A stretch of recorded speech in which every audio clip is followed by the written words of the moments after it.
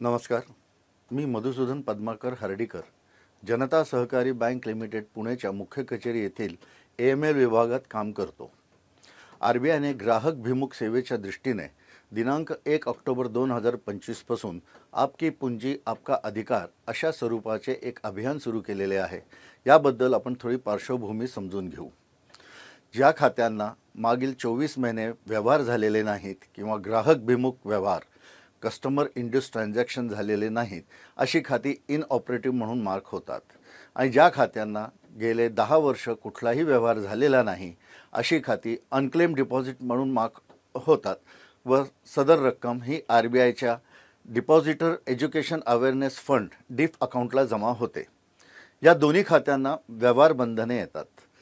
हे दोन्ही खाती पुन्हा सुरू करायची असल्यास तर बँकेच्या प्रचलित धोरणानुसार KYC करणे अनिवार्य आहे. DIFला वर्ग झालेली रक्कम ग्राहकांच्या मागणीनुसार KYC पूर्तता करून ग्राहकांच्या खात्यात जमा करता येते. RBIने ग्राहकांचा विचार करून कस्टमर इंड्यूस ट्रान्झॅक्शन याची व्याप्ती वाढवलेली आहे.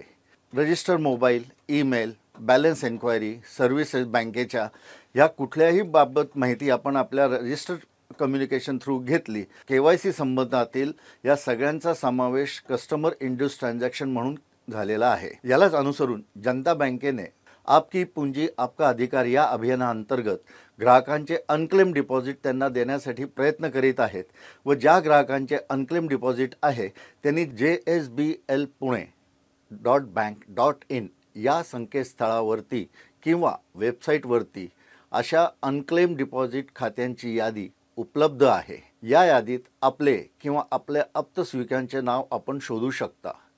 याच संकेतस्थळावरती ॲप्लिकेशन फॉर्म दिलेला आहे.